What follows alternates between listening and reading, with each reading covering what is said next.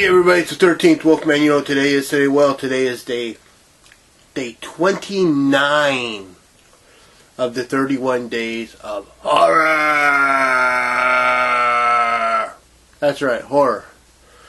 31 movies in 31 days. This is a feat that I try every year. I've never failed at this, but it does, for some people, it does cause burnout.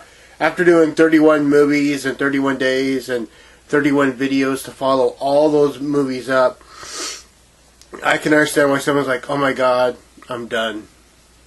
I mean, it's a lot to do. You really got to be organized on how you go about doing this month. And I find it fun, you know. I always start out, well, the way I do mine is I actually start out on the 30th of September. I watch the movie for day one. That way, when the video goes up, it goes up on day one. Because I usually upload the stuff in the morning. So, and that's the way it is. It's like, so for the 31 days, I'm off a day every month. So when I record for the Halloween show, for the day of Halloween, I will actually be watching it the following night and recording the video the following night and then uploading everything and editing and all that the following day. The next day, Halloween. So yeah, that's how I schedule everything in my mind. And by the time I get to the Halloween is open for me to do with what I want. So there you go. But we're not talking about that. We're talking about day 29.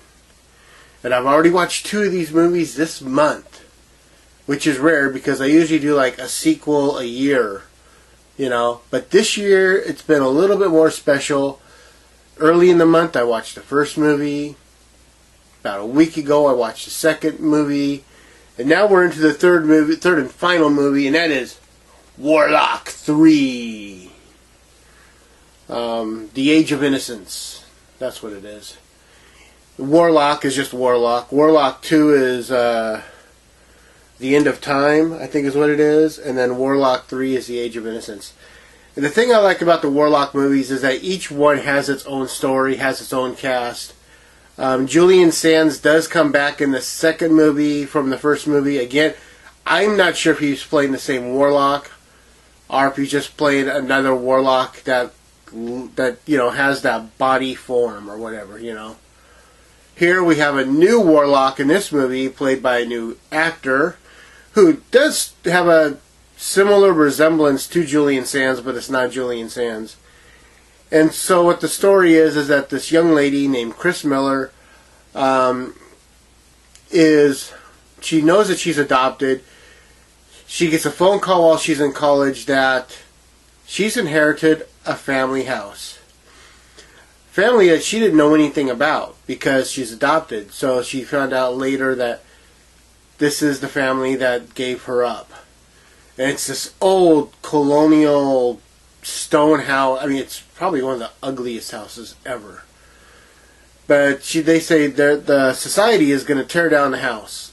And they want her to come out there and see if there's anything there that she wants to keep because she knows very little about her family. So she goes out there and her friends are like, well, we got to study, we got finals coming up, blah, blah, blah.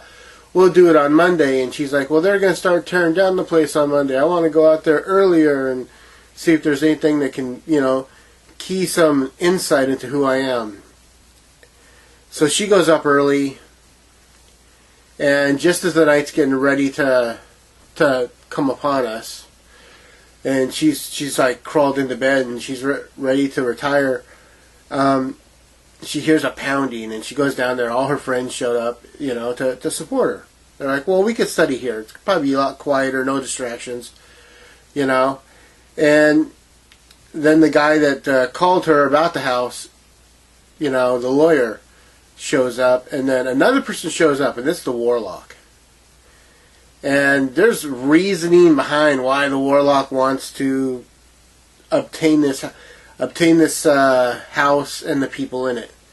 And here's the problem with this movie. I mean, I like it, but it lacks logic. I mean, so the warlock is going around saying that in order for him to sacrifice Chris, because that's what it comes down to later in the movie, he basically needs her most loved ones, her friends, to, in a way, give permission, you know. And early in the film, one of the friends dies before he can ask this, and then all the other friends he asks, and they're like, "Oh, okay, yeah." I mean, they're tormented into saying yes, but I'm thinking this spell that he's going to do wouldn't work in the first place, because that first person that died was never asked this question. I mean, it just doesn't make sense.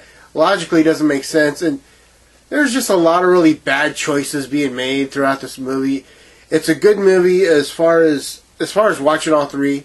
They're fun movies. Each one has its own individual story, and like I said, individual cast and individual feel.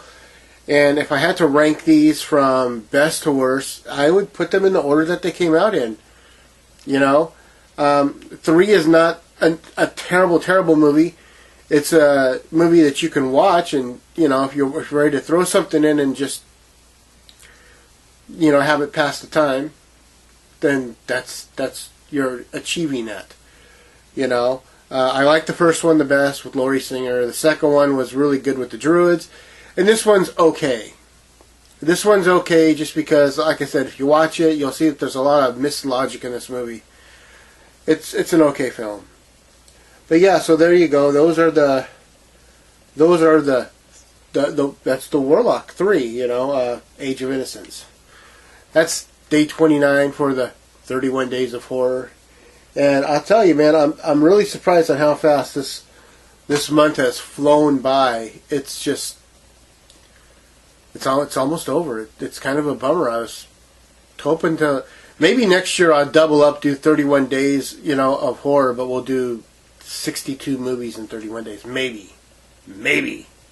I don't know. That's a lot. But as it goes, as always, like, subscribe, share, and comment. I always want to know what you have to say. And when you do subscribe, hit that bell, bing that bell, ring that bell. That way you know anytime I put something new up. I am that 13th Wolfman, and I am, as always, on